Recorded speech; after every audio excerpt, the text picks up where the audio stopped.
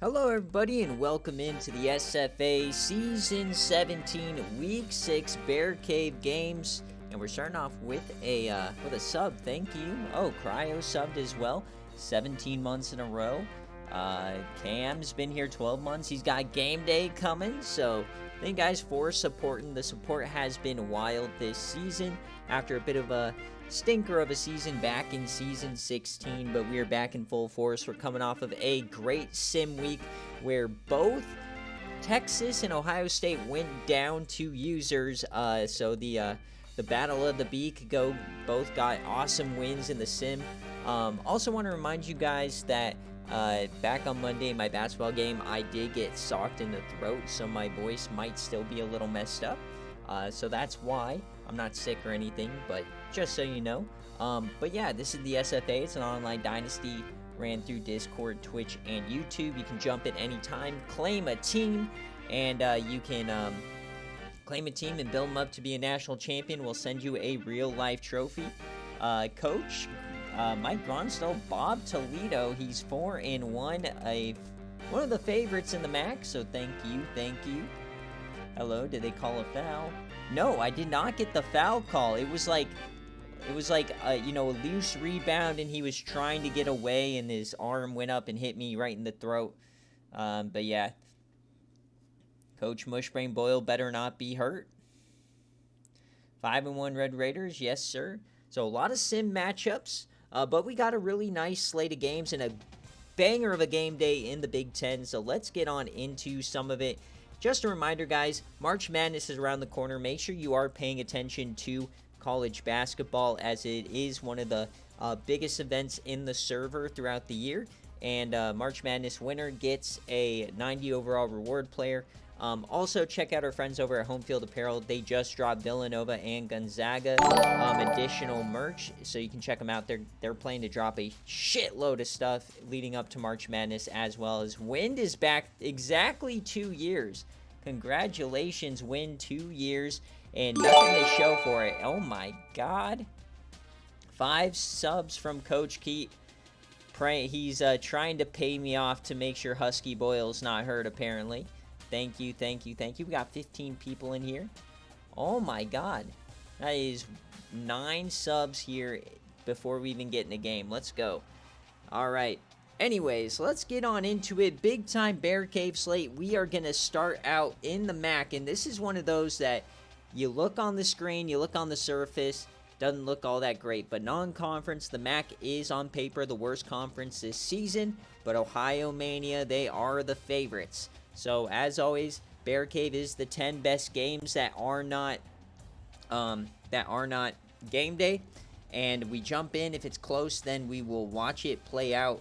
And, yeah, so we got Kent State Coach Blazing and Coach not Bob Toledo. That's Eastern Michigan. And Coach Black. So, if you're here, Coach Blazing, let me know heads or tails, kick or receive. And remember, guys, we have predictions going. You can get a raffle ticket for a player at the end of the season. So are you going to rock with Ohio Mania? Are they going to get back in the win column today? A very important divisional matchup. Or is Kent State and Coach Blazin, home of McKenna Hawk and Damon McCreamy, are they going to get it done as a 7-point underdog? So get your Bobanos going. Let's get on into the games. Here we go. Tails and kick for Blazin. Very true. Husky Boyle needs to stay alive. All right, so Ohio, big time. Look at that offensive rating. How are they 1-3? We've seen pretty much every game of theirs. So 7-point favorite. Remember Nebraska, Illinois coming up. Scotty Bean, Jackson Arroyo, Vondale Bronco. Lots of very good SFA players in that matchup. All right, let's see if Kent State, if the Golden Flashes can shock Ohio Mania and Nolan Figs. Nolan Figs, very up and down season so far.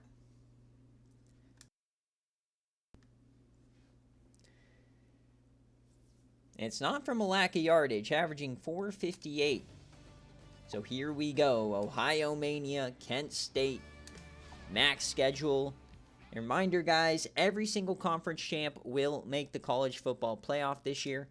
So these games are vital. So tails and kick. That's not the correct playbooks, Blazing. That's just going off of whatever my profile is.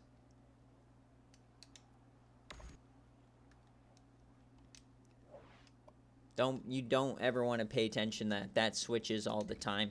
So here we go. Ohio Mania, can they score first? Yes, they do. Ohio Mania can't score.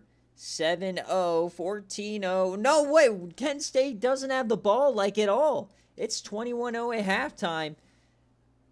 So the defense saving Ohio Mania unless it's 28-7. They got to get something going on offense. That's a 3 and out. Not looking good. Another. Oh my gosh. This is getting a little bad. Oh dear. 42-7. And another pick. They put in McKinney as well. So 42-7, pure domination in the MAC opener here from Ohio Mania. For those of you guys following BearCave, that is an Ohio cover pretty dang easily. Oh my goodness. And look at Nolan Figs doing it himself, running the ball. Rudy Rollins running it as well.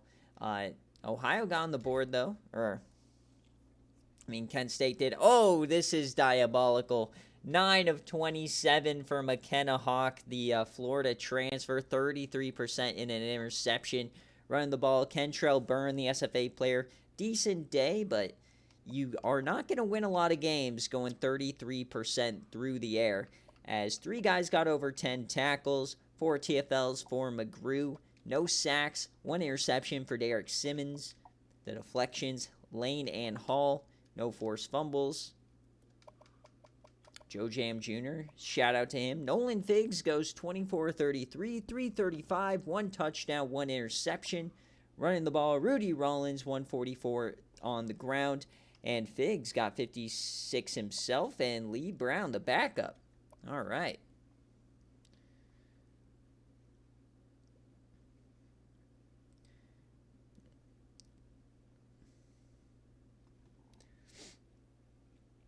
Chris Lopez through the air. Sorry, it gave me some like hype chest or something. I don't know how the Twitch stuff works. Aaron Myers, 10 tackles, 5 TFLs, 2 for Wells and Dunlap, the SFA players. 5 total sacks, 2 picks for Pryor and Rogers. A lot of deflections. Oh dear. So not a great game for Kent State. Very up and down this year.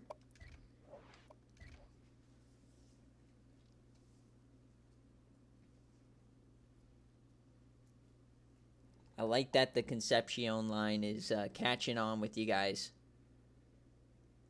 So Ohio cover here for the boys. So no craziness to start the day. Historically, when we have a crazy sim, then we have a relatively neutral BearCave. We'll see if that holds on. Normally, something wilds out every week. So next up, we're going to go back to the Conference USA, and this is a big one.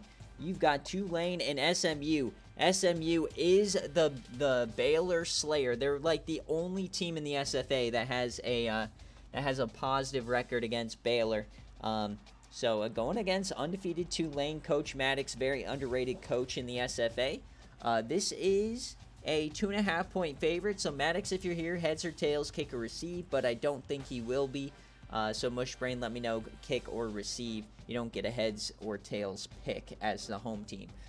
But this is a 2.5-point favorite towards the home team. So basically a toss-up. SMU, can they do it again where it matters the most in conference?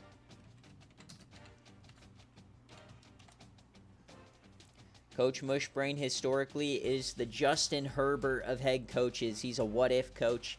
He's a social media head coach. But then when it matters most, he blows it. So we'll see what happens here today. This is where rubber meets the road in conference. He's saying a Wandale Hootie legacy game. And Mushbrain just forever will get will get unnecessary hate from me because he wouldn't give me ETN like 2 years ago in fantasy football. All right, here we go. SMU, he wants to kick. 100% a second half team. Very true. Clemson also does have your number, Flame. That Braylon Burnside fumble in the Natty still haunts me. So here we go. Tulane and SMU, an early season clash of the Titans. Winner of this game very well could go on to win their division. Try and get a stranglehold. And look at this. One of the best rush offenses versus one of the best pass offense. We'll see who gets it done. Remember, Tulane is led by SFA player powerhouse Whoopty Tibbs and Tracy Potes. Their Achilles heel over the last couple of years is neither of them can stay on the field and healthy.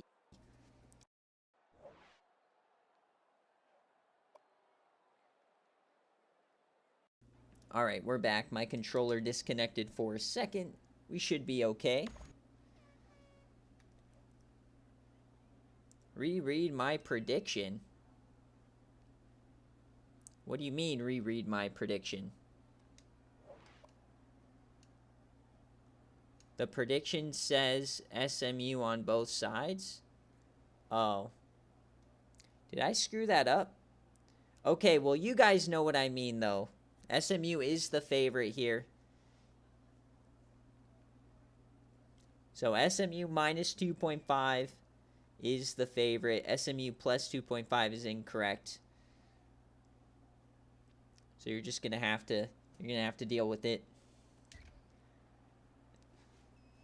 You guys make no sense out here. And no scoring early on. Some of the best offenses in the country stifling each other.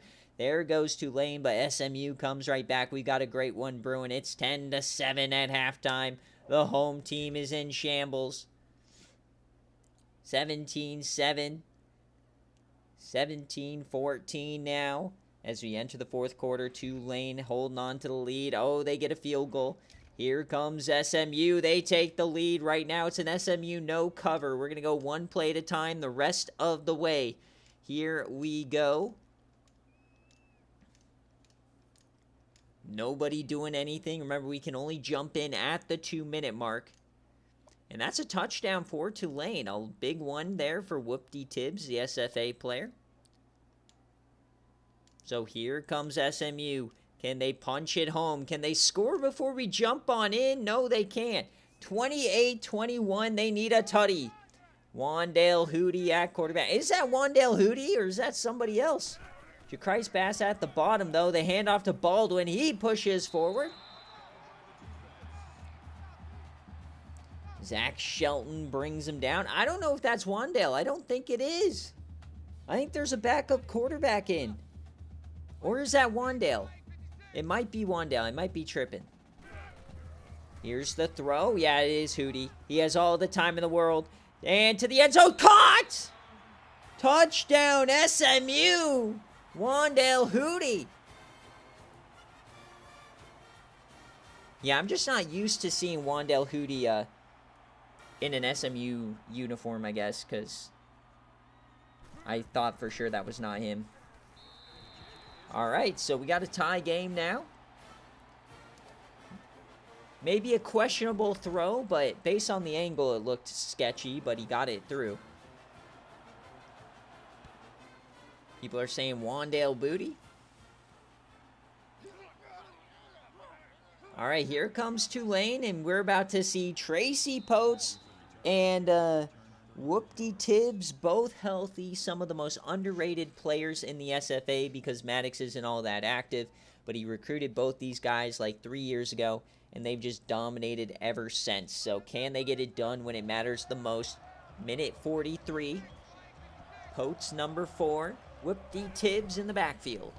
Potes over the middle. It's intercepted on the first play. Oh, no, Tracy. What are you doing, Slime? What a sequence here for SMU. Is now they can take the lead. A quick bubble out wide, and they will bring that down. It's Greg Davis.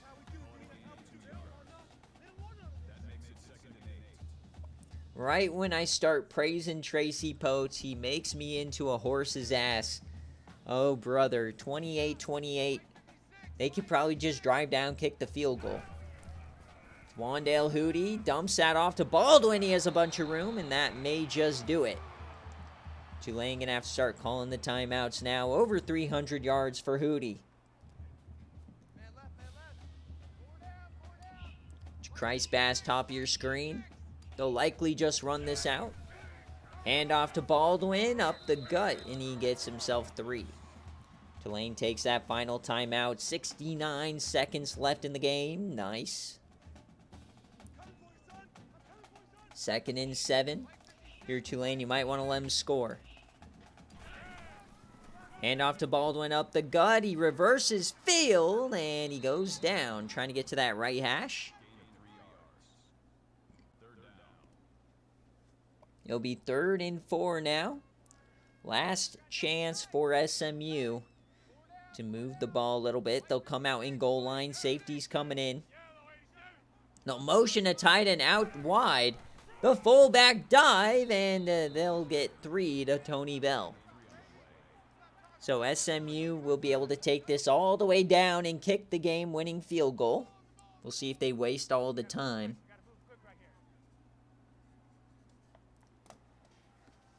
So 27 yards to win the game. They leave time on the clock, but it's good.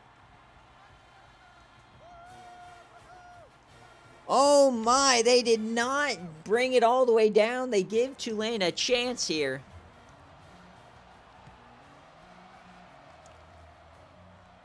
So can Tulane take advantage? If he's a man, oh, he almost got out wide there.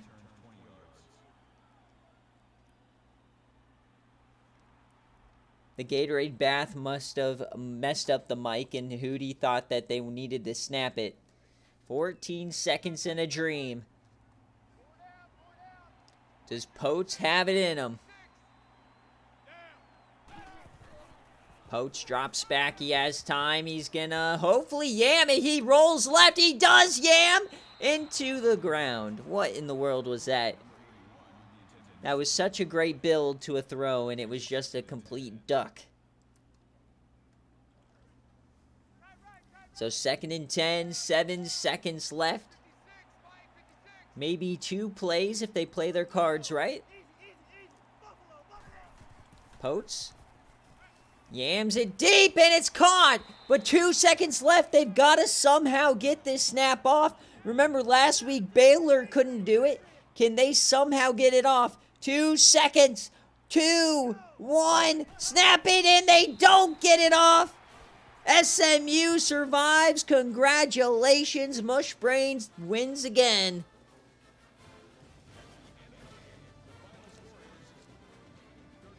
The spike merchant. If teams ran the spike correctly, Mushbrain, it never wins a game. That's my new narrative.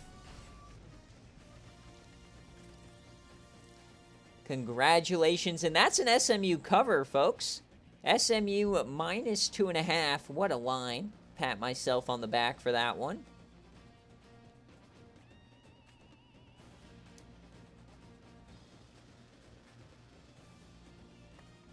So 2 games and 2 covers to start the day in the group of 5.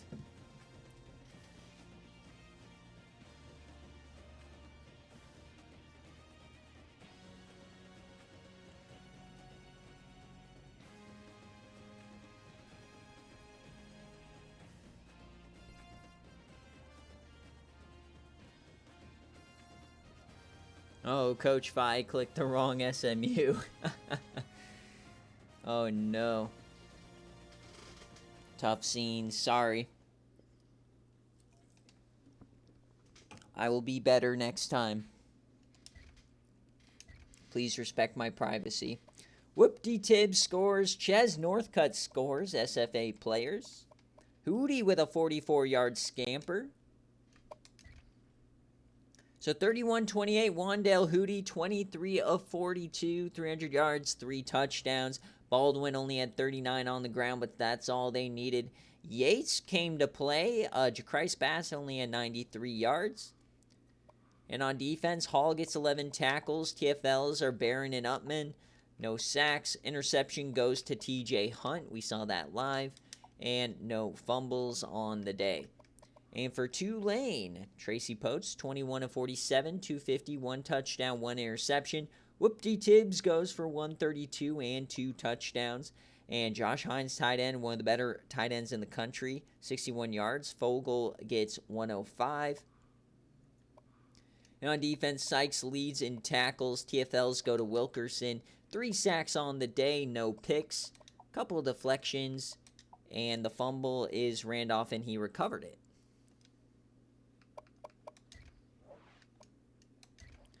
TC smells like rotten papaya. I'm not sure what that smells like.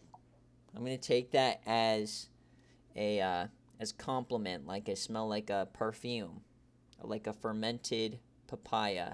I assume smells good. So thank you. As SMU will cover. If you pick the wrong SMU, womp womp. That's what I got to say to you. All right, here we go. We move on in the BearCave. And now we're going to the SEC. So jumping into a bit bigger matchups, we got Auburn. We've got Ole Miss, home of Beef McWhat now. So Coach Cabbage, if you're here, let me know heads or tails, kick or receive. Bodie, if you're here, let me know heads or kick. Or sorry, kick or receive, not heads or kick. So this one, let me make sure I get my spread right. Auburn on the road is a 10-point favorite. A little disrespectful to Ole Miss here. Will we see Beef McWhat now make an appearance? We've seen him very sparingly here in his time in the SFA.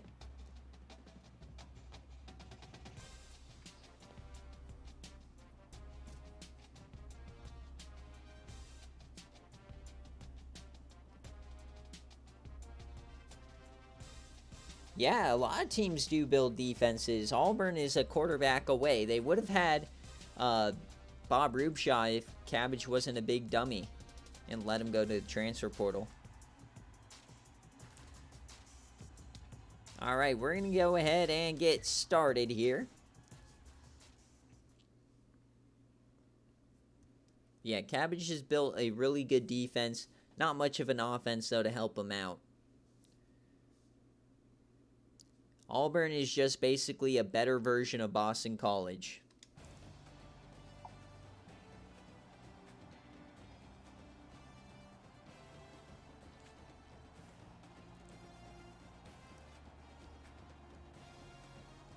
You can probably see it on your in the watch party game, Coach Fi, because I don't know it off the top of my head. So 6th rush offense in the country for Ole Miss. Remember, Boysen Boozin is on Auburn, and Bourbon Boozin, and he is in the Heisman race. So 10-point spread here. See if Cabbage can get it done. They've been dominating and recruiting this season. Been a while since we've taken a trip down to this stadium. So here we go. 3-0 start for Auburn. 10-0 they're currently covering. Ole Miss, can they battle back? 10-7. 17-7 now. 24-7 domination here for Auburn. 31-7, not looking good for Ole Miss. Can they make a comeback? It's 38-14. Things are not looking good for the Rebels. Oh no, 45-14. And that is just 52-14. Pure domination. Auburn giving them the business here tonight. Lane Kiffin taken to Twitter. My goodness, 52-14, a absolute splattering here. As that is an Auburn cover, folks. My goodness.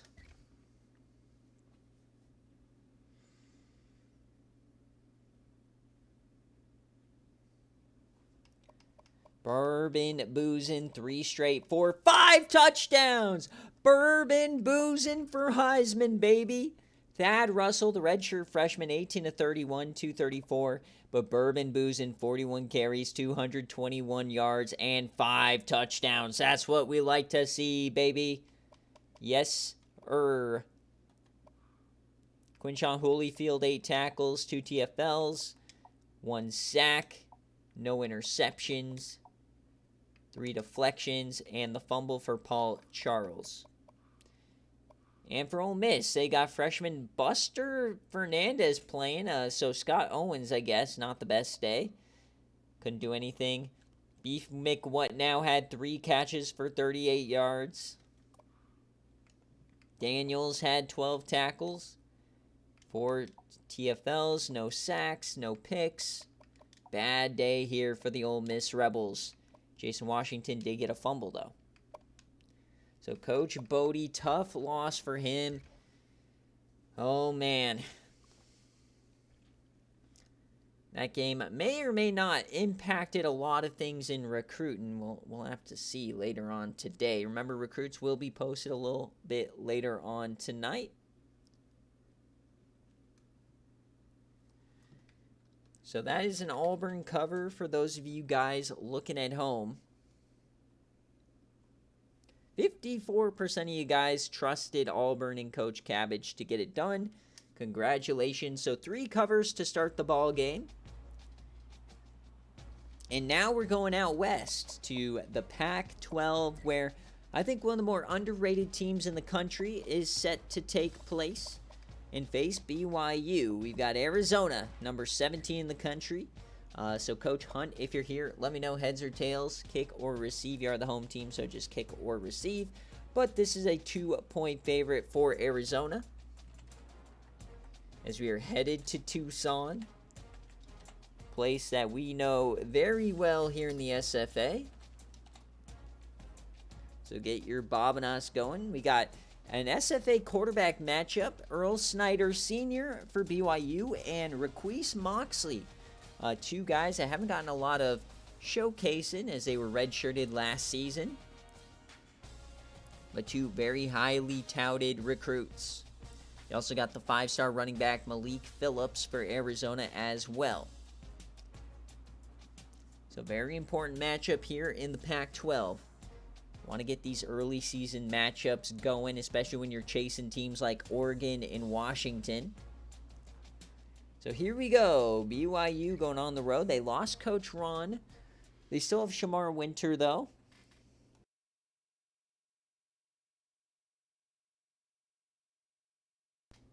And quietly, Arizona has a really good defense. But remember, they did lose Magnus Hannibal, the defensive end. So we have to keep tabs on that. So here we go. BYU, Arizona. So as always, for the away team, heads and kick if nobody's here. Can we see something special? Quick start for Arizona. BYU replies. Arizona gets 14, and that will end the first quarter. Second quarter, Arizona can't add to the lead. BYU gets it back. A red zone failure for Arizona. Another red zone failure. Is now it is, we got a safety. It's 16-14, folks. 21-16, this score about to get crazy. We're into the fourth quarter now. Arizona got the 2-point conversion as well, so they're back up 3, going back and forth. And that is a 10-point lead. Now, remember, we cannot jump in unless it's a 1-score game, so BYU's got to figure it out here. They keep the drive moving. Here they come very slowly, and a big play there to Bowser. Earl Snyder Sr. trying to get it done. Can they add a field goal here? They go for it. They get 17 yards. Can they punch it in? Yes, yes. Finally, they punch it home. And they get the 2-point conversion. So it is currently an Arizona lead by only 2. That is a cover. But, oh, baby, we are so back. We'll see what they do. They will go for the onside kick. And that is a not the best one I've seen. Is they still have the 3 timeouts though, so there's a chance that they can get the ball back. Almost 80 plays ran here for the Cougs. So we'll see Requise Moxie, the SFA quarterback. Running back is going to be Malik Phillips. 1st and 10. Handoff here. Malik. And he gets himself 6.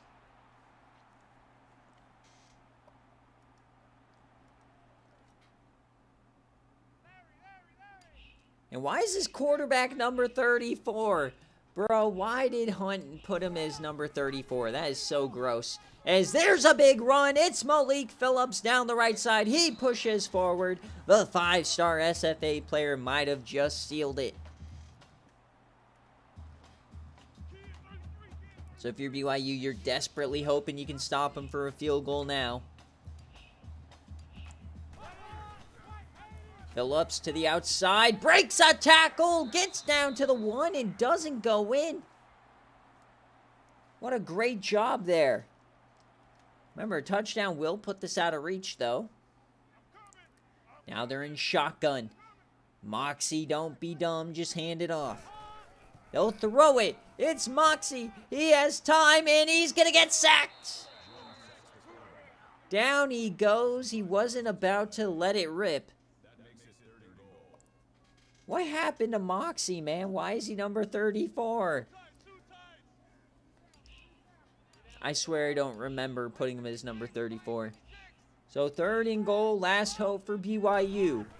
Hand off to Malik. He reverses field, and they get him down. So there is a clock difference. BYU will get a chance.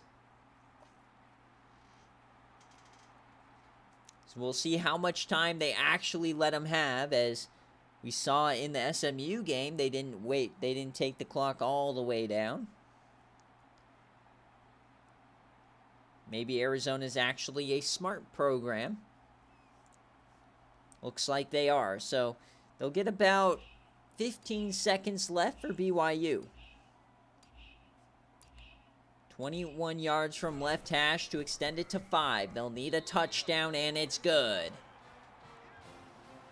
Welcoming Coach Schwartz. We've had 3 covers, Ohio, SMU, and Auburn. Now BYU is trying to force an upset. They will have to return this one.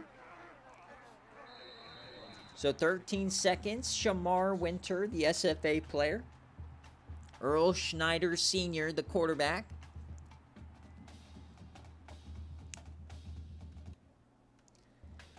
Not just the Raiders doink mush brain, it is more so the ETN. You kept me up for weeks on end trying to think of a trade. Schneider dumps that off to Shamar, and that's going to do it. They're not going to be able to get it back. That's ball game. Arizona's going to get it done. They'll stay undefeated. Congratulations to Coach Hunt, as that will be an Arizona cover. So 4 covers to start the day.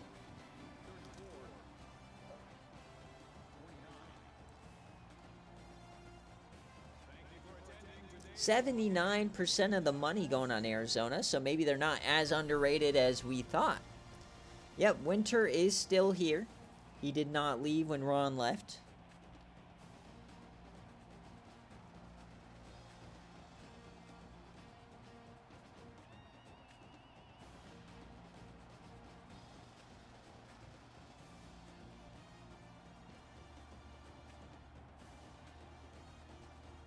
Okay, Mush, that's a stray. I did draft ETN, and he did nothing for me. I'll have you know, I win the Fantasy Football League if you made that ETN trade.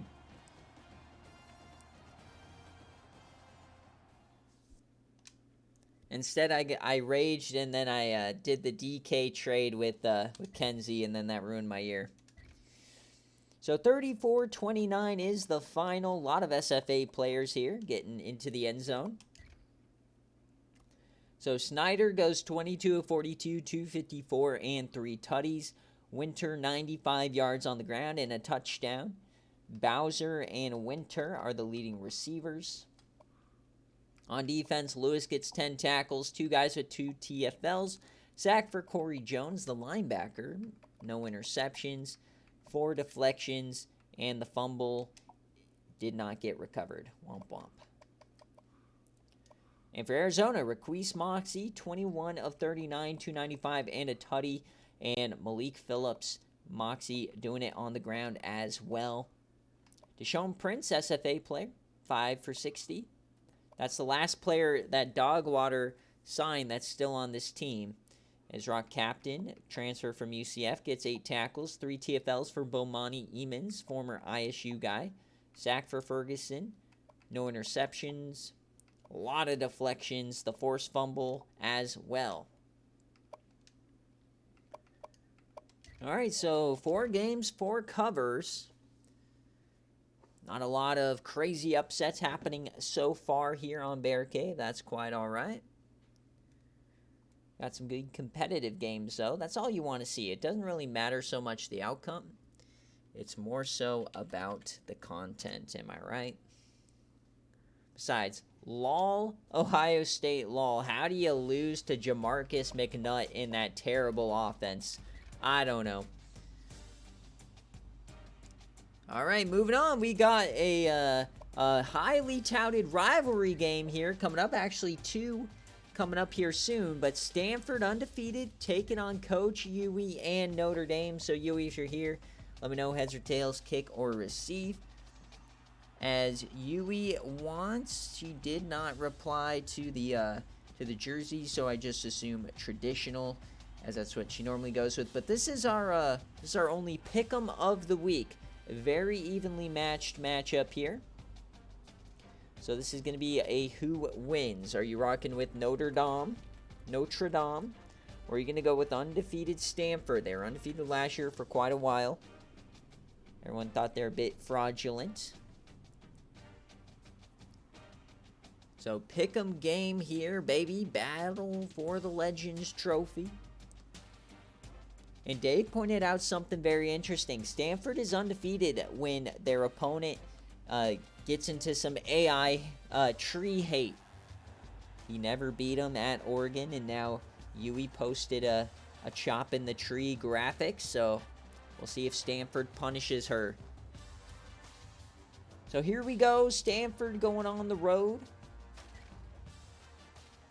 Ranked.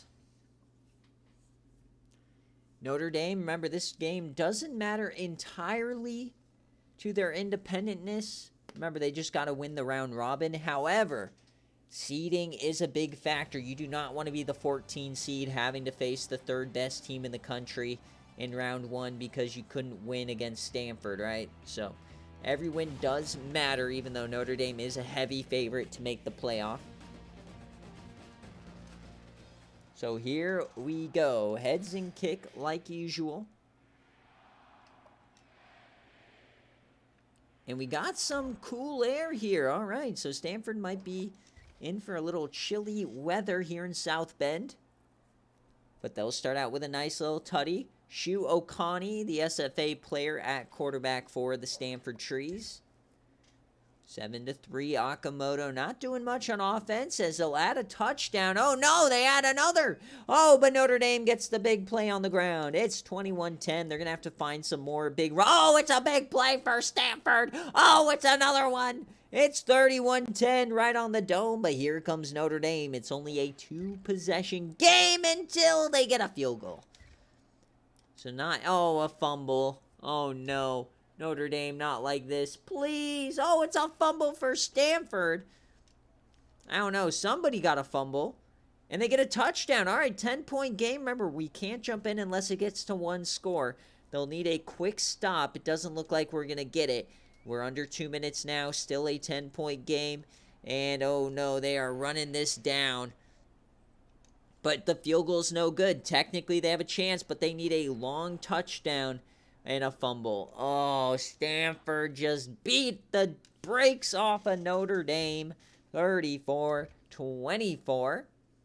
So once again, the Trees get it done against, and they had a 77-yard pass as well. So Shu Okani goes 20-31, 298, 3 tutties and 1 interception. Chris Cox, 42 carries, may have all been on that final drive. Cobb gets it done. They're undefeated, man. The Pac-12 is looking feisty this year. Washington seems to be back.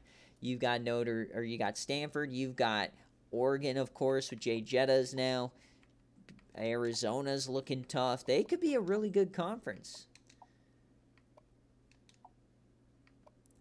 4 fumbles. So once again, Notre Dame has the fumble bug. They had 3 last time they're on BearCave. As Okamoto goes 12 of 26. And the fumbles, Fuller gets 1. They might not give you the fumbles, though, because if they're on pitches, it won't register as a fumble. 3 guys over 10 tackles, 4 TFLs for McKinney. The sack for McKinney. Interception for Ryan Green. 3 deflections, 2 fumbles for them. They only recovered 1, though. Tough scenes. Yeah, Notre Dame kept those timeouts in their pocket. They're saving them for the last drive. And so that is a Stanford outright victory. Remember, no line on that one.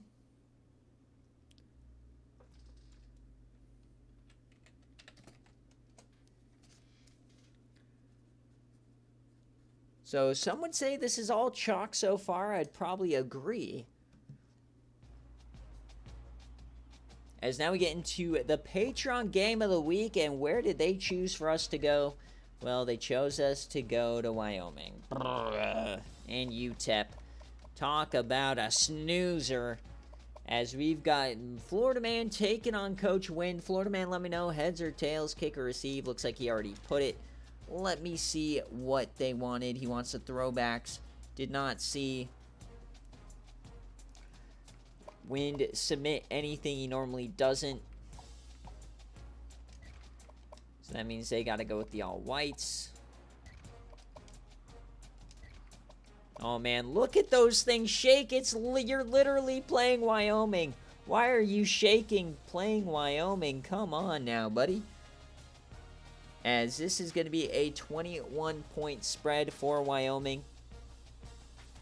So who covers? Is Wyoming going to take care of business in the division, or are they going to get shocked and UTEP gets their 2nd win of the season? UTEP in the midst of pretty much trying to complete probably the hardest build of all time. 59 overall.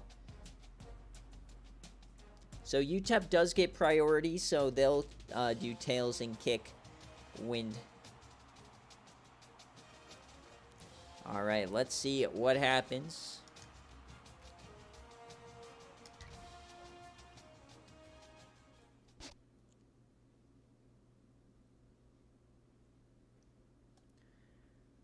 Both these teams' first game in the Mountain West, so this is a very, very important game to get off on the right foot in conference.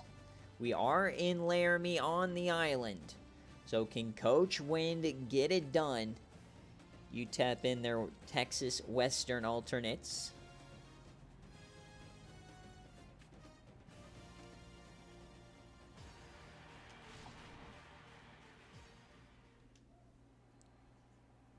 Remember, Wyoming made the playoff last year, so they're feeling like they can do something crazy.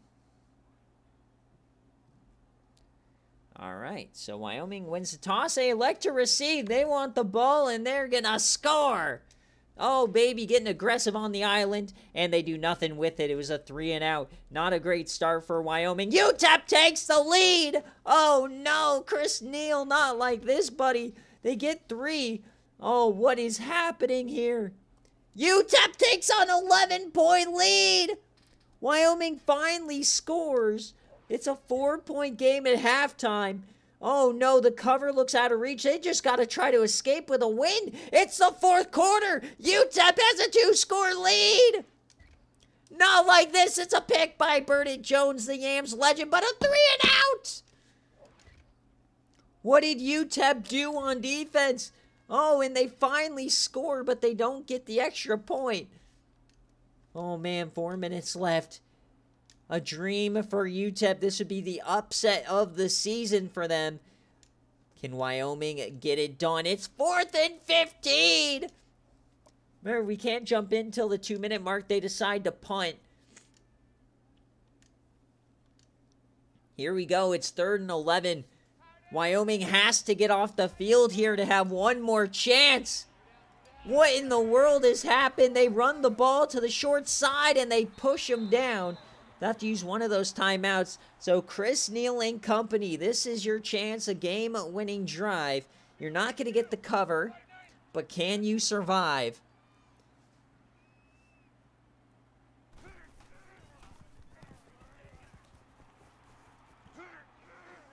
They can't pin him deep. So here we go. Can UTEP shock the world? Chris Neal, he is on fraud watch here. The message boards are going to be going nuclear after this game if this result holds. 59 overall UTEP coming into Laramie. Off the heels of a playoff berth? Surely not. So Chris Neal drops back. He has time. He's going to escape. Oh, he somehow gets through there. He's staying on his feet. What a run from Chris Neal.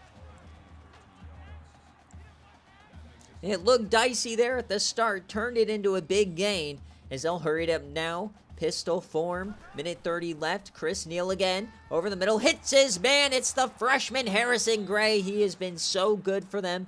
He's actually been playing a lot better than Brady Blankenship, the 4-star. So 23 of 50 today, not very good. They bring 4 again, plenty of time for Neal. He runs out. It's going to be a sack. Down he goes. UTEP can taste it. They're 65 seconds away. Down by 5. Wyoming needs a miracle. They somehow need 68 yards. 4 wide. What is the call? Only a 4-man rush. Neal over the middle, and oh, it's caught. What a catch. Brady Blankenship brings it in. The defender sold for the deflection, and he whiffed. Here comes Wyoming across the 50. Chris Neal over the middle. Oh, my God, it was almost picked. So far behind Harrison Gray. What was that throw? Chris Neal has to have been concussed or something. What is going on? Trips to the short side. 3-man rush. He gets hit as he throws again. 24 of 53. Somebody get Texas Tech on the phone.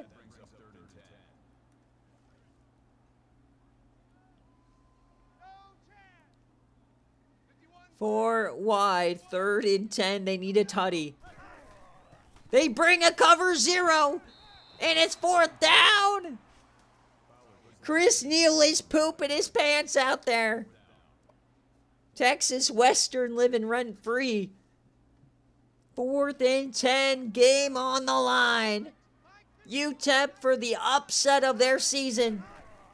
Neal drops back over the middle, dumps it short. It's a turnover. UTEP's gonna win the game.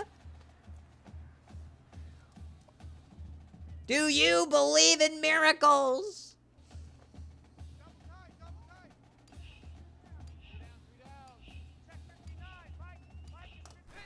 Victory formation for UTEP, the team that didn't think they'd win a game, is going to get their 2nd of the year. Coach Wind is sick to his stomach on his 2-year anniversary.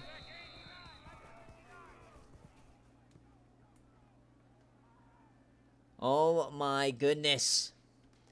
They are going to have to snap it again. Will they run a real play? No, they will not. So Wyoming is going to be shocked to start their Mountain West journey. Their journey back to the playoff. It's going to be a long one.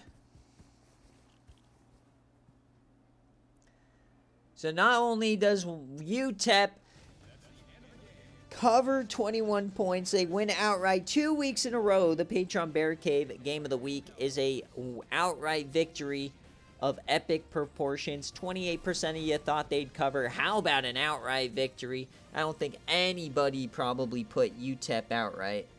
But congratulations for those that did. That is a banger.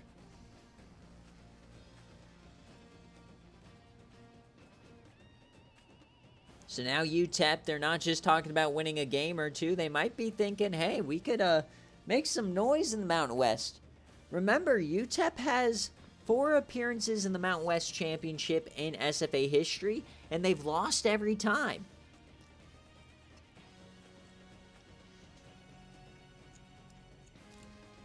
I think they're tied with maybe 1 or 2 other teams that have been to a conference championship without a win the most.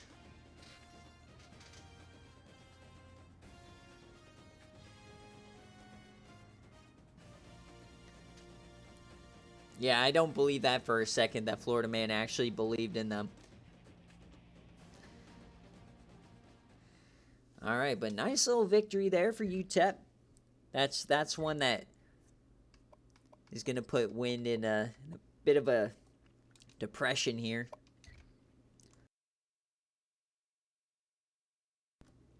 Tony Davis, 11 for 37, 171, 2 tutties, 2 interceptions, 29%. Kenneth Moore goes 36 for 142. On defense, Thurman gets 6 tackles. TFLs, they had 4 total. 3 sacks, 1 interception for Tyree Heron. A lot of deflections. 2 forced fumbles, recovered them both.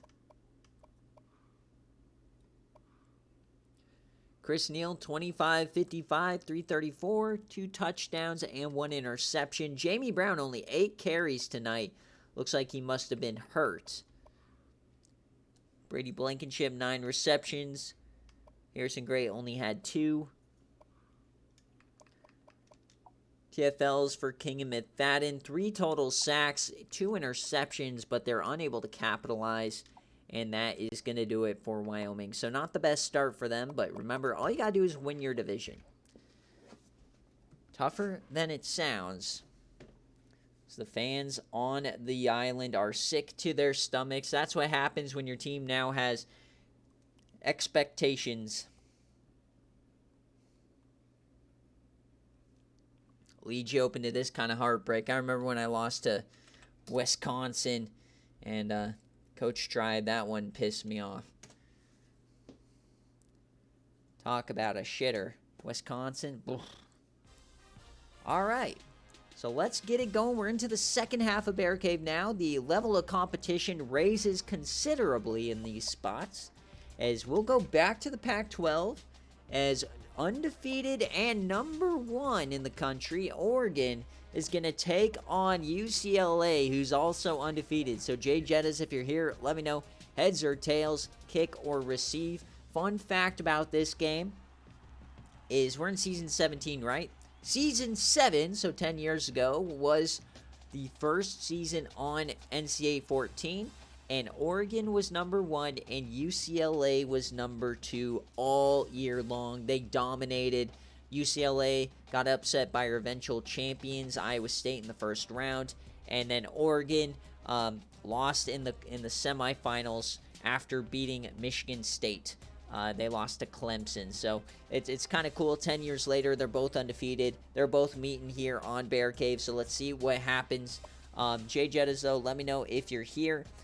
So this one, though, it is a very wide margin. It's going to be Oregon is an 11-point favorite. UCLA, we don't know much about them this year, plus 11, but when you're undefeated, you start making it onto BearCave. This is, like I said, weeks typically 4 through 6 is when we start to weed out the pretenders. Is UCLA for real this year? We'll have to wait and see, as we'll get another look at Taylor Prado.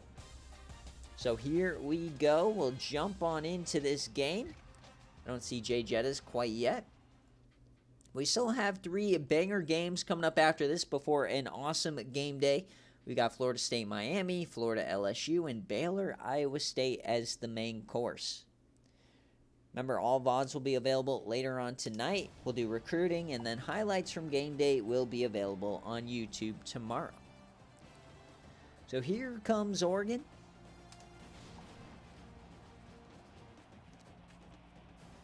We're at the Rose Bowl, baby. So heads and kick, as always, if you don't make it to the stream. And UCLA will start on defense. So here we go, the Rose Bowl. I still got to get to the Rose Bowl in real life. I live 30 minutes from it. I've not been to a game yet since I've lived here. As Oregon is up 7-0 after 1. UCLA hanging tough. They're hanging strong. And they can't score, but looking okay. Only down 14 at the break. We'll see if the offense can get it rolling. They do. All right, upset alert. We've had number 1 tossing and turning all season long. Is it going to happen again? UCLA trying to get back on the board, and it doesn't look like it unless they score here, and they do, but they missed the extra point. They went for the 2-point conversion, interestingly enough. So remember, we can't jump in unless we get down to the 2-minute mark, and it's close. So here we go, 3rd and 4. They need a score here to get it back to the sim engine. Taylor Prado. He'll hand off to Paul Cannon. He gets some room. Stiffy's a man. Finds his way. Oh, he couldn't get to the end zone. UCLA now going to have to use the timeouts. 400 yards for Oregon. Number 1 in the nation. Taylor Prado at quarterback. The snap. It's a keeper. Taylor Prado, touchdown, Oregon. What a keeper. So that will get us back to the sim portion. So we'll jump back in if UCLA can get it back inside 1 score. Oh, man, they did 1 play. It's an 80-yard pass-a-rooney. So here's the onside kick now for UCLA. Game is not over, folks. And Oregon does get it. But they still have 2 timeouts. The 1-play response from UCLA. And the Oregon cover is in shambles after that one. Must have been a bit of a trickery. But UCLA, they can get the ball back. They just cannot give up a first down. So can UCLA shock the world? Prado. Man in motion, hands that off. We get a hurdle. Cannon, stay on the ground, buddy. Risky business hurdling here. Do not want to put that ball on the ground. 2nd and 7. They're going with the victory formation. Jay Jettas doesn't want to risk it here. Just wants to drain the clock. Remember the veteran Jay Jettas, so good in these moments, winning these types of games. 3rd and 9, they're not risking it. They're just going to kneel it and punt. All right. So UCLA will get their chance here. I don't know why you don't take at least a chance with Prado, the best quarterback in the country. So Barbour, the transfer from Ole Miss, the punter. See if he can pin him deep. UCLA will get 10 seconds. We'll see if that's enough time for them to get another 80-yard bomb. So UCLA put up a good fight here. Really impressive. UCLA just has not been good for such a long time. So they will return this one. Interesting choice. They get up to 25. So they need 75-yard tutty. They got 8 seconds. Maybe 2 plays if you get a stoppage. Here we go. Can UCLA find a miracle? They're under center. The snap, the drop back over the middle, and he can't get the first. That will end the game. Guess they thought that they could get a quick slant first down, but they couldn't. And Oregon will survive. So number 1 wins, but they do not cover. Tough scenes if you picked Oregon cover.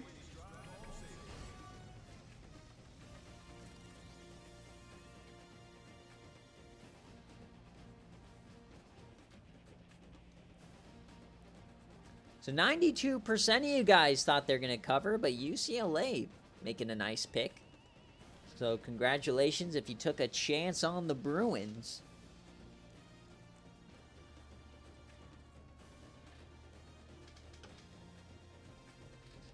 And Coach Jackie Moon, do you want any special jerseys? Can you just put in chat? I'm not checking Discord when I'm streaming. I screenshot them beforehand.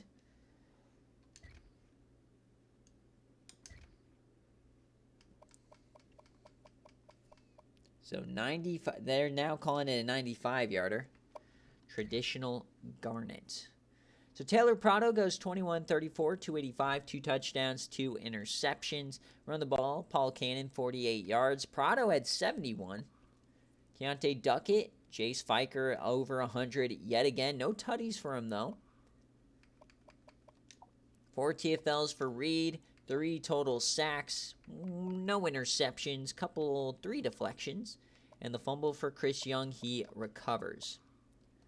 For UCLA, Marvin Larson, the redshirt senior, 21-39, 298, 3 tutties. Childs goes for 89. Pittman and Burks leading the way. And on defense, 10 tackles, 5 TFLs for Warren Martinez, dominating the edge. Interceptions for Randall and Austin. So tough for Taylor Prado here. But they survived. They lived to fight another day as number 1 in the country.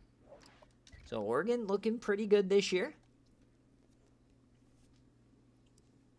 Well, an Oregon cover athlete logo I think would be awesome. Having it be Jay Jettas that wins it would be rough.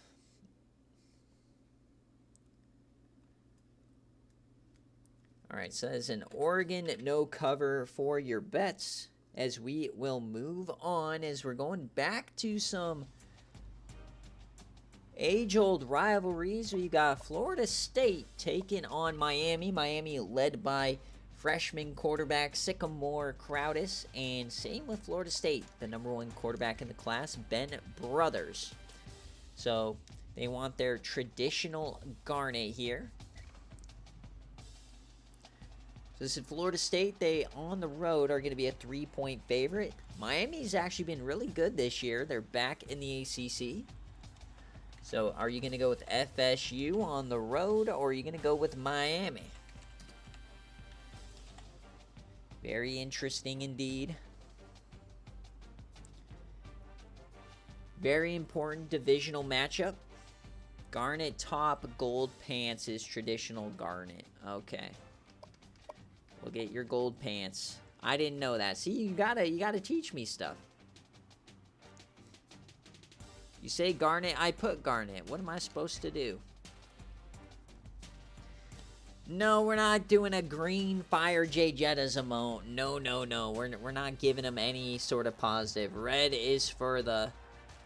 It's like a stop sign. I mean, we could make a green one. I don't know how it would look. I never associated... Because we also use Fire Jay Jettas the same thing when he was at Minnesota.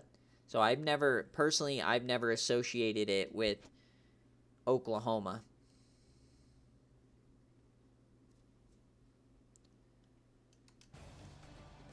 And we've got rain in the Orange Bowl. Death taxes, rain at the Orange.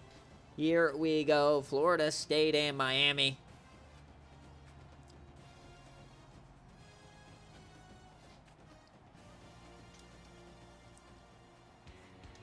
And Florida State, as everybody knows, always gives us the best BearCave performances.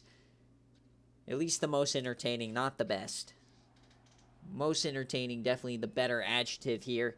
As I already forgot what he said. Tails and kick, alright. So tails, and they will receive. So here we go. Florida State, Miami, 0-0 at the start. Who will score first? It's Miami. And they take the lead to the break. And that is a field goal good, though, by Florida State. Back on the board, they take the lead.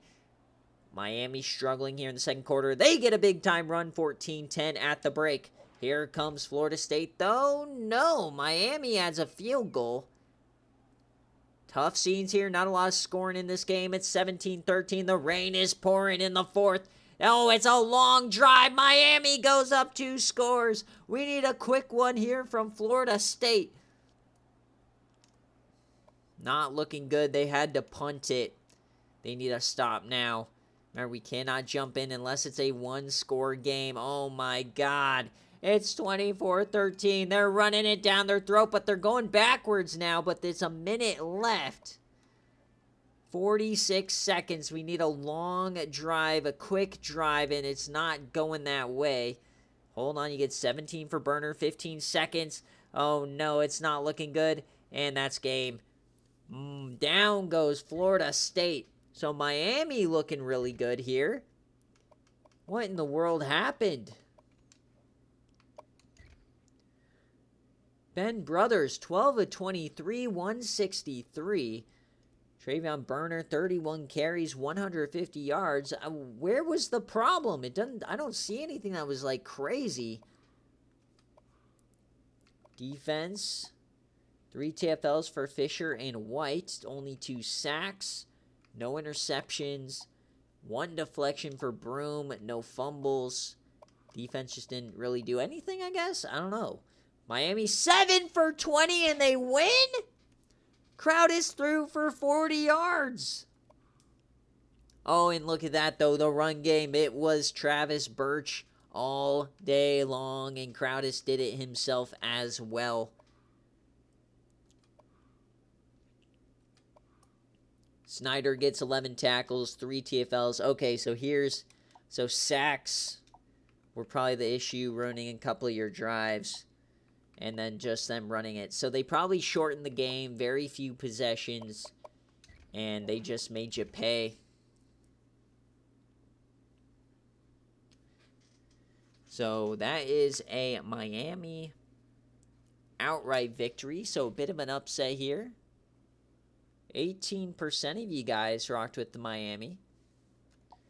So Miami making some statements this season. All right, we've had some shockers now this week. In pretty much every facet, that is a Miami outright.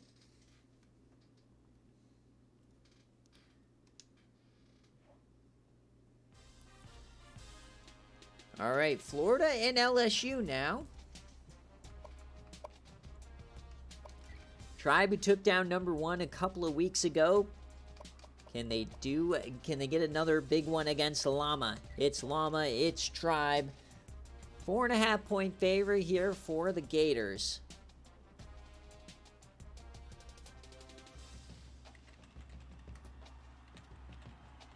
But Lovello Blackley, Addie McBuckets have something to say about that.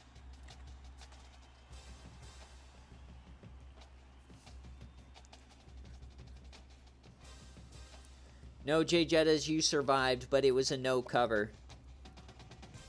All right, so we want to go some sort of a throwback. That's what Tribe wanted.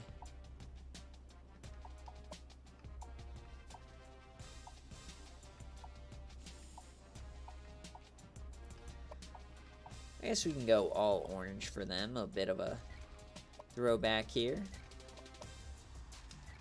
All right. So 4.5 point favorite for the Gators on the road against LSU. This is a critical SEC matchup. A lot of opportunity for both of these teams. Very evenly in the poll. We got Lovello Blackley, Decorian Thunder. Lots of SFA players on both sides. 3-1, 3-1. Both undefeated in SEC play so far, so winner of this game is going to be looking very nice, as no rain in Death Valley. Lovello Blackley, former #1 quarterback. Coach Llama looking ready.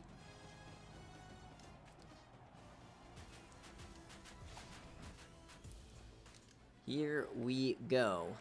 So I don't see anything from Coach Tribe, so it'll be heads and kick. Wow, I won a toss for once. Let's go. First quarter. LSU does nothing. Florida scores first. They've been very good. 14-0 in the first. Not like this. Oh no, Slime getting embarrassed. It's 28-0 on the Dome. 35-3 in the first half. Llama doesn't even know what's going on. It's 35-6. 42-6 straight to the Dome. Llama getting slimed in these streets, baby. 42. And another pick. It's Duke Archbishop III. It's 45.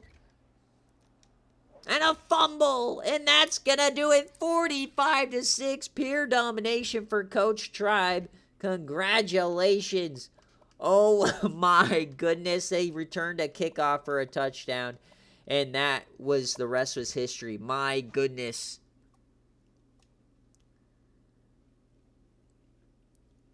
The Korean Thunder, 14 for 21, running the ball. Roderick Black, 104 and 4 touchdowns for the redshirt freshman. And Alvin Cornett, the freshman, leading in receptions and yardage. So all the freshmen getting it done on defense. John Brown, 4 team. They dominated the backfield here. Addie McBuckets must have been in shambles. Archbishop gets the pick. A lot of deflections. The fumble for Ken Bowser. Just a perfect game from LSU as Lavello, what are you doing? It's 9-23 in a pick. As Addie McBuckets averages less than 3 yards a carry. Jelani McCray, SFA player, 3 for 59. Not a great look. 4 TFLs, though, for Dario Swick, the SFA player. 1 sack, no picks, 1 deflection. The fumble for Mason, he did not recover it.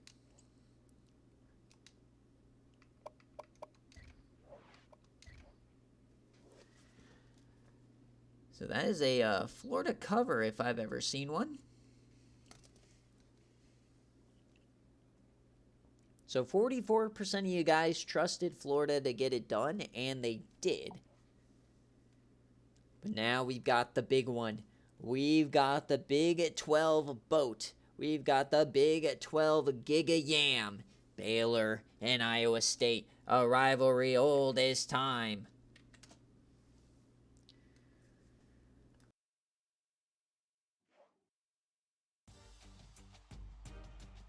I can't even tell you how many times this matchup has been the Big 12 championship. I don't know what Invincible is, so no.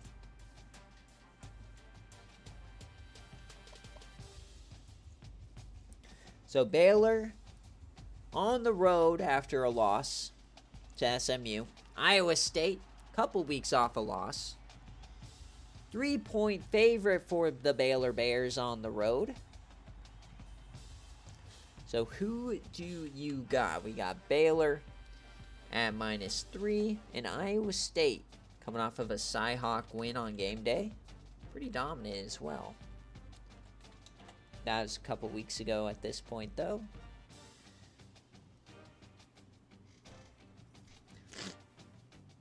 Tails receive. All right. So he wants the ball. And we're going white gold helmet, 18 white jerseys, yellow pants. I don't know if this is going to be 2018 white. What do you want? White gold. White gold helmet. Okay. And then you want 2018 white. I don't know. I don't know. Is this me or does this never look good? Or do you, Flame, do you want the 2018 gold or did you want or do you want yellow pants?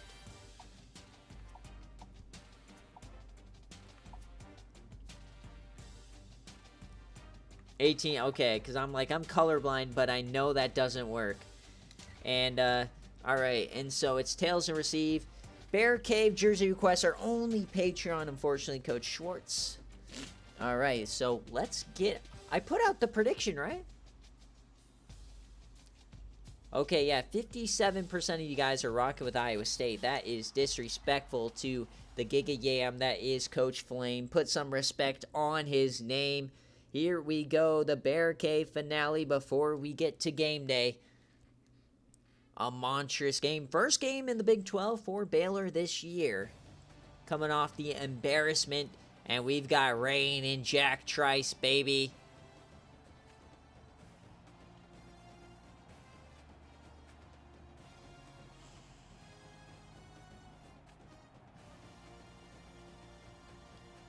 So it looks like Iowa might run away with this division that they got that head-to-head with Oklahoma. What did, oh my God, I always lose it. What did Flame want? Tails and receive. Dude wants tails and receive. You're diabolical. Oh, man. Iowa State gets their all red anyways. But here we go in the rain. Number 4 versus number 12. Baylor, Iowa State. As I get a flyover over my house. I don't know if you can hear that. This helicopter. But it's 14-0.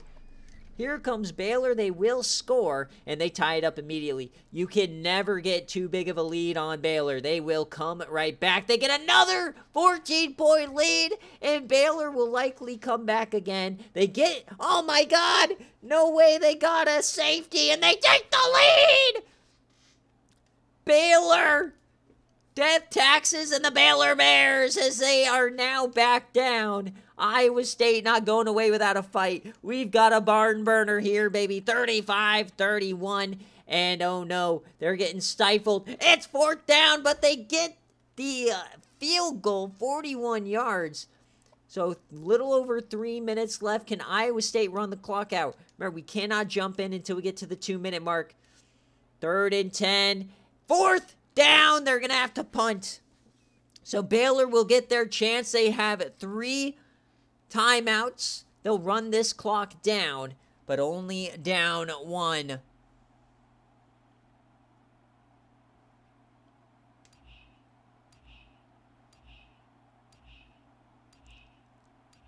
Will the Baylor Bears pull off another one?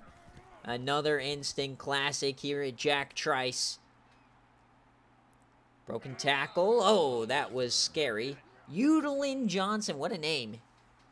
So Baylor's run like no plays today. That's okay. So Iowa State dominating what seems time possession. 35-34. They had just a debacle in the time management last week. Can they figure it out? Find a way to get in field goal range. Latrey Rains over the middle. Hits his man. They're going to have to hurry it up. Minute 15 left. They do have all their timeouts. Hunter Jean, his 3rd reception of the day. 2nd and 4. Shaq Madison on the tackle. The SFA freshman. 4 wide. Solo Tippins, top of the screen. 57. They're very nonchalant here tonight. They dump that over the middle. Oh, it's a big hitter. Niall Sheathers, the former cover athlete.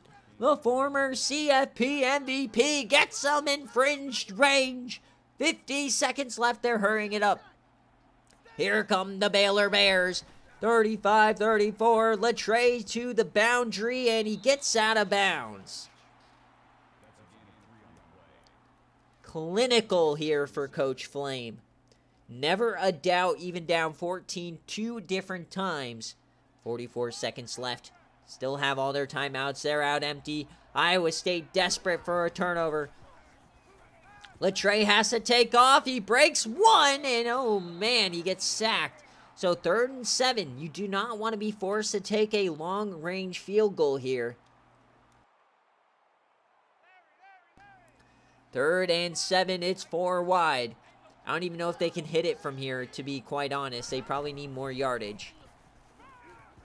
Latrey all the time in the world steps up and he yams it deep. It's caught at the 2. Touchdown, Baylor. Hunter Jean on your dome. Latrey Rains. And they're going for 2.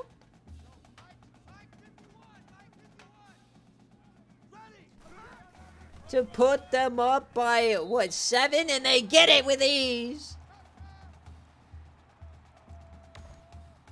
For those of you guys that watch the Yam series, that's what I was trying to do all day against San Jose State trying to scramble up and throw it while I'm on the run. Oh my, look at the pancake. Latrey Raines just showed you what Xavier Jarvis just could not. So, down a touchdown. Iowa State has 3 timeouts. Can Kirko Squatch give us a classic? It definitely did not, Cam. Definitely did not. It did work out for Baylor. And there's Ray J. Butler. I rewatched the footage, Cam, and apparently there was 16 mile per hour wind, and I was not looking at that. So that was my fault. So 21 seconds left here. Kirko Squatch, he's going to take off here. Oh, it's a sack-a-doodle-doo. They're going to have to burn a timeout. 17 left. They need a touchdown. Gotta go to Ray J. Butler. Team of the Year player, one of the best receivers in the country. Bottom of your screen. They're empty. Kirko Squatch. They bring a blitz. Free rusher. Hits his man wide open. Can he make some play?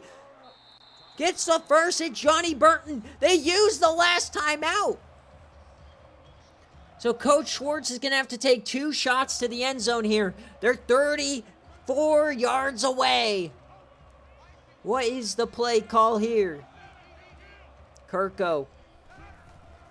Drops back. Kirko steps up. Floats it deep. Almost picked. They'll have 1 chance left. Maybe 2 if they're lucky. You got to go to the end zone.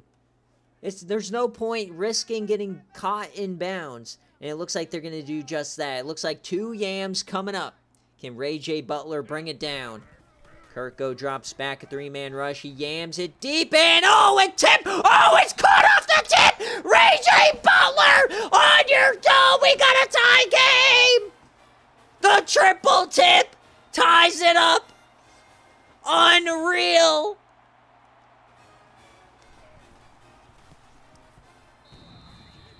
Baylor is sick to their stomach a week after SMU, and now this?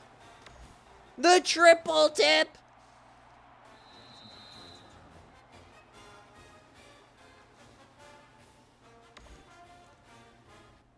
Looks like we may get some free football, folks. What a way to end BearCave here tonight.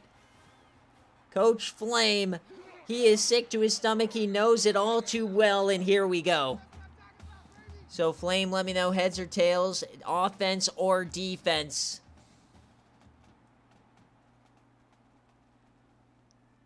Flame sick to his stomach. What do you got, Coach Flame? Both offenses dominating in the rain here. 42-42 in the rain is diabolical. Tails and defense. We will see Kirko back on the field. 42-42. Remember, old style of OTs. 2 overtimes, and then you'll have to go for 2. Oh, it's a keeper. Oh, it's a big play to start it out. They hand it off to Mazzy Barmore, the SFA player. And he's now goal to go. So inside the 10, Baylor already on their back foot as it's empty set. Kirko Squatch drops back. He takes off, and he goes down. Sacked by Bradley Hendricks, the Clemson transfer. SFA IGR gets it done. 2nd and goal from the 10. Stopping him for a field goal is the goal here. 3 down linemen watch the run to Greg Cooper. They will throw it. Oh, it's an angle route, and they get him down to the 7. It's Jamal Whitaker in the game. No glitches. We got a touchdown, and then we got a triple tip Hail Mary. 3rd and goal. Kirko Squatch. Can they punch it in? The handoff up the gut, and he pushes, and he's short. They're calling him short. The Baylor whistle. Oh, sickening. He looked like he was in, but Baylor looks out on the whistle. So they'll have to settle for the field goal. We're going to have to go back and look at that one.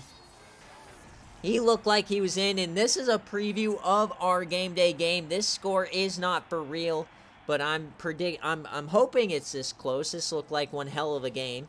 Hopefully you get something similar. So you're lucky you got voted for game day. So here we go. Baylor can win it with a touchdown. A field goal extends it, anything else, and Coach Schwartz is happy. Latre keeps it first play, and he runs over a man. That's 6. Death, taxes, and the Baylor Bears. Schwartz is probably about to find out. Coach Flame is undeniable in the gold and green. 2nd and 4. It's a keeper for Latre. He powers forward for the first down. Fenster couldn't hit him. 1st and 10. Can they do it again? Trips left. No audible. Niall Sheethers in the backfield. They'll keep it on the ground in Niall, and he goes down in the backfield. What a play. And that is Bernard, the safety. Much needed play in the backfield. They're now behind the sticks. 2nd and 13. Solo tip-ins, bottom of the screen. Man in motion. They'll hand it off again to Niall. He goes outside, and he's met again in the backfield. Artie Smart, the transfer from Clemson. We got multiple transfers making plays for both sides from the Clemson Tigers. So 3rd and 15. It's looking good for Iowa State at this point. 4 wide. Latre over the middle, hits his man. Can he make a move? No! Well, so it looks like we're getting double OT, baby. To extend the game. 29 yards right hash. The Baylor Bears. It's good. Oh my. What does Rothstein say? Get your nitroglycerin pills. So we flip sides. Baylor gets the ball. Another regular game of OT. Remember, we got old-style overtime rules.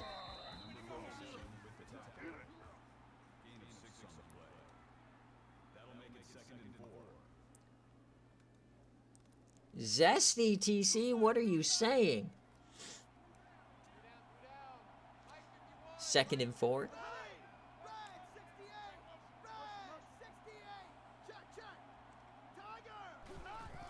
Hand off to Niall, up the gut, tries to find the weirdest hole. Come on, dude, just put your head forward. Ever since the number change, Flame, Niall Sheethers is not the same kind of a dog. 3rd and 1. They're 50% on the day. Can Iowa State get off the field? This would be massive. The delay give to Niall, and he's short! It's Jason Meeks. 4th and 2, they bring out the field goal unit. It's 33 yards. The kick gets up and it's good.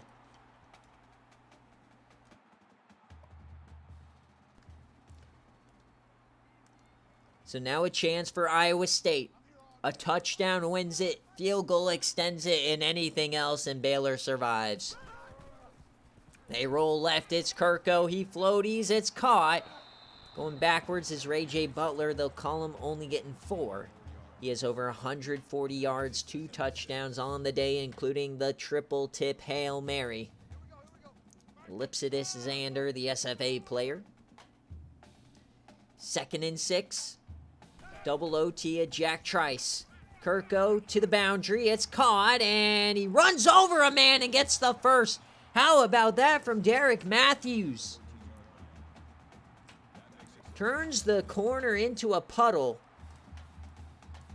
They're 14 yards away from Valhalla, number 4.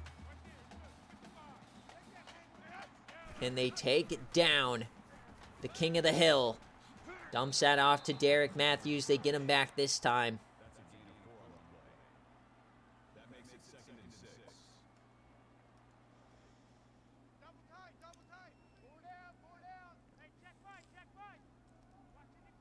Two tight ends.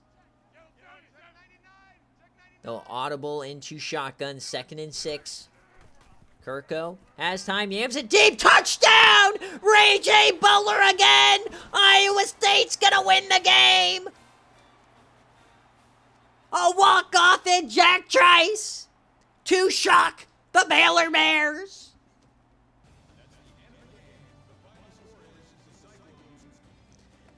Bang! What a game is right. Kirko squatch.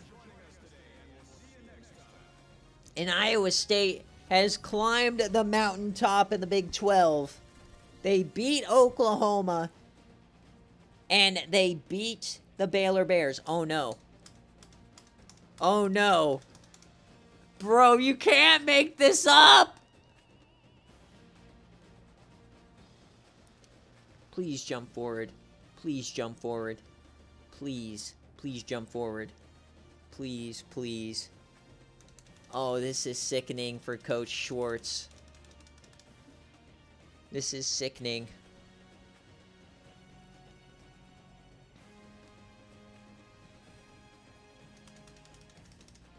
I'm going to let the music play out. Maybe it jumps forward. We'll give you every chance, because this is a sickening moment. I'm pressing everything I know how. Oh, no.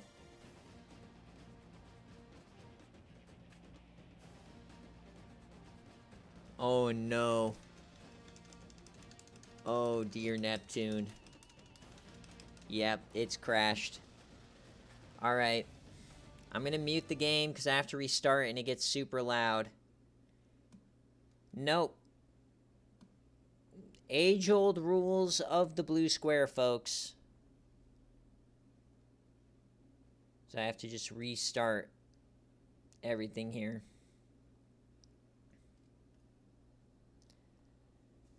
Rules of the blue square.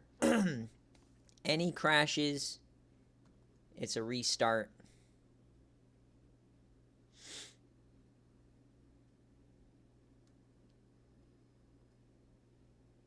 Tough scenes, but it's how we done it for 5 IRL years, or 4 IRL years at this point. If the blue square shows himself, you replay the game, unless it's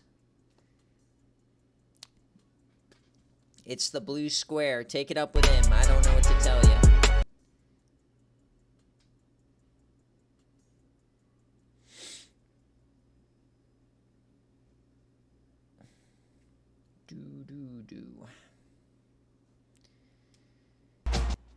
Maybe it will save your result if we're lucky. Probably won't. Bro, we've literally had semifinal games crash in the 4th quarter in a 4-score game. It literally just happened last year. Same shit. You restart. That's the way of the blue square. Alright. I guess I gotta do the same jerseys, don't I?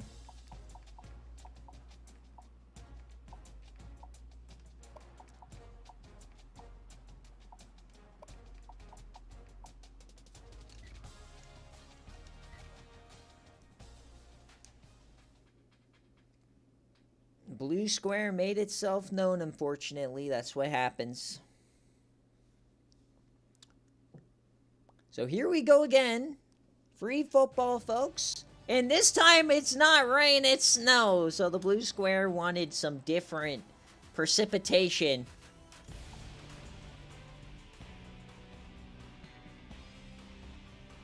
What will happen? So the first game was only a dream. So Flame, you wanted tails receive, so we'll do the same thing. All right, Baylor was going to receive anyways, so here we go. Baylor starts out with a touchdown. 10-0 Baylor, Iowa State. They got to fight back. Come on, boys. There you go, 10-7. 17-7. Come on, Iowa State, score before half. Ugh. All right, second quarter, here we go. They get a score. So a lot slower of a game in this one. And they go back up 10. So we got to go one play at a time. And they get a quick score. There you go. 72-yard run by Greg Cooper. So remember, we'll jump in at 2 minutes if it remains close. So Kirko Squatch, here they come. And they take the lead. 4 minutes left here for the Baylor Bears. Long driving coming here. Remember, we'll jump in at 2 minutes. And it's destined to be another close game, of course. Fourth down. Here we go. 4th and 10. They're taking the field goal. Oh, Baylor, what are you doing? So to pull within 1, and they do get it done.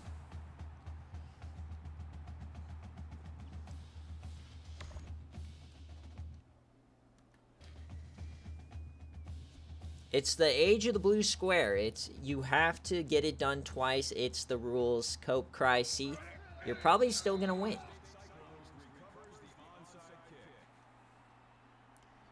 The blue square does it for a reason. We never know why.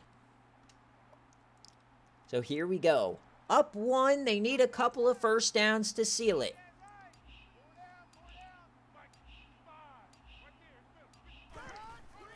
Handoff here. Go up the middle. He finds a hole. A big run for Cooper. He stays on his feet. Breaks a tackle. Oh, baby.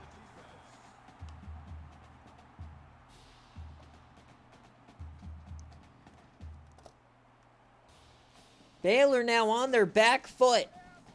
If they stop them, they'll give up a field goal.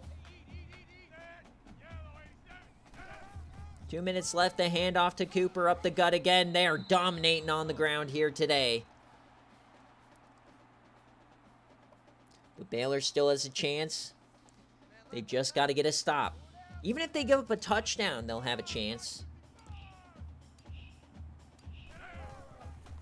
So the handoff, and that's going to be a tutty! Touchdown, Greg Cooper.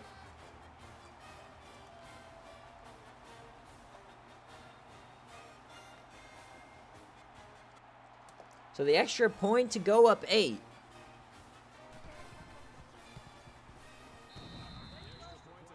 So 35-27, Baylor has a chance. So maybe we just had to wait a couple of more minutes for Nebraska and Illinois. Maybe there's a delay. The blue square. Oh dear. Udlin Johnson almost loses his legs. All right, here we go. Latrey reigns the Baylor Bears. Coach Flame got bailed out once. Can he find a way? Are we destined to overtime part 2? Minute 50. Latrey yams that one. It's no, it's dropped. Oh no.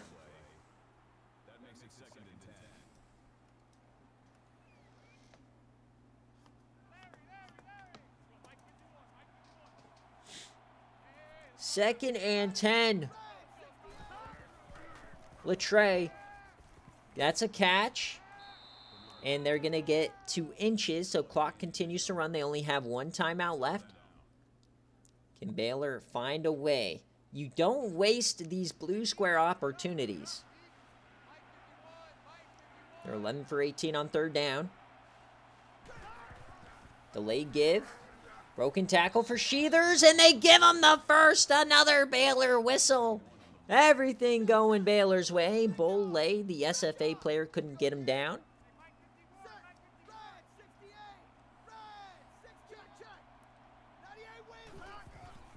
Latrey throws that away. 260 for 2 tutties.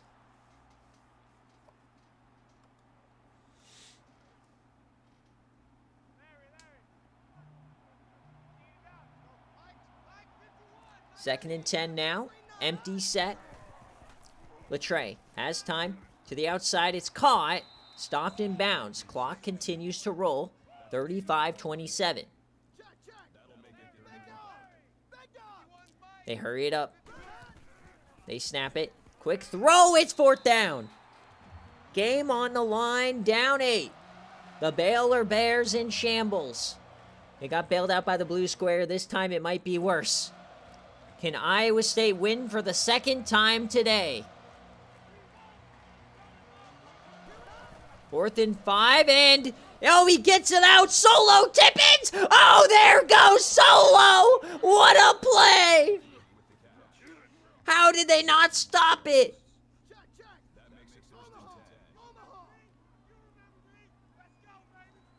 Every chance Iowa State has of winning, something goes wrong. They float that deep. Oh, it could have been down there. Oh, Schwartz, I know, is just seething with rage, but there's nothing we can do about it. 35-27. 34 yards away. Exactly the distance Iowa State was away on their Hail Mary. Dumps this short to Niall Sheathers. That goes nowhere. 35 seconds, 1 timeout. They got to hurry it up. Here comes Baylor. 3 wide, 3rd and 9. Latre over the middle, and it's caught, and they hang on. Zach Hill, the clock will stop. They got to hurry it up. 20 seconds left in a dream. They need a touchdown, and they need the 2-point conversion. Today, can they execute a spike? Yes, they do. 17 seconds away. Iowa State desperate to win. This would be one of the nastiest losses in SFA history. 2nd and 10. It's a screen, and Latre goes down! They have to use the final timeout. 3rd and 20. 33 yards away. 2 chances at the end zone. Latre drops back. Latre reigns over the middle, hits his man. He needs to get to the 1st down marker. He won't do it. Baylor's gonna lose twice today. Incredible game, too. Let's hope we just make it to the end screen. So Iowa State proves that they're the better team twice in a row. See, now that you won the 2nd time, Schwartz, aren't you glad it reset? It'll look better at the end of the season.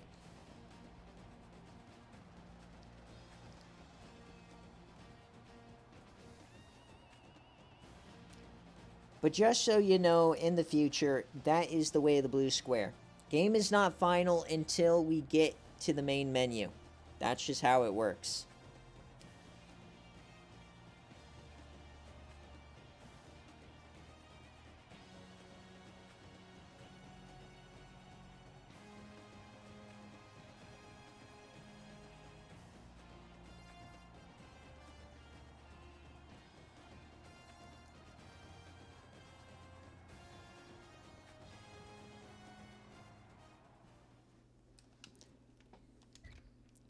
All right, so looking at the scoring summary here, Ray J. Butler gets to the end zone.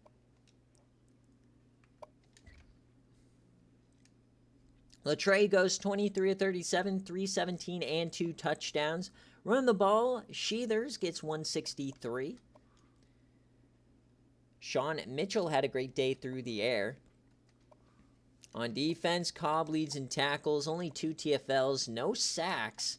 No interceptions, just not a great performance by this defense. And no fumbles. And for Iowa State, Kirko Squatch goes 16-26, 200 yards and 2 touchdowns. Cooper goes for 179 and 3. Barmore leads the way. Ray J got 67 and a tutty. And then on defense, 3 guys over 10 tackles. My goodness, Andre Wilson, 7 TFLs, 2 total sacks. interception, 1 deflection, and no fumbles. So that will do it here. Iowa State gets their win. And as is BearCave tradition, we'll go through next week's games on stream, see kind of what's coming down the pipe. Remember, VODs for these videos or these streams will be available on YouTube later on tonight, as this is going to be an ISU outright victory for those of you guys on BearCave. It's ISU outright. So let me make sure to pay you guys out. 57% of you guys rocked with Iowa State. And before we get into game day, we just want to make sure every game has been simmed this week.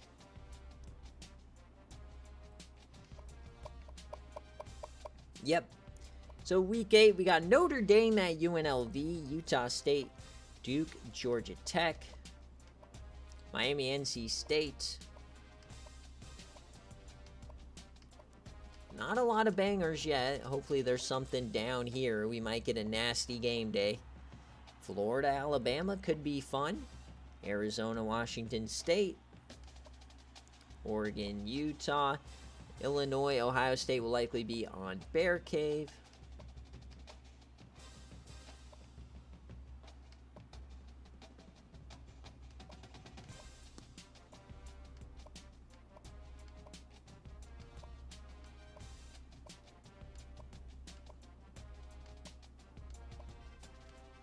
All right.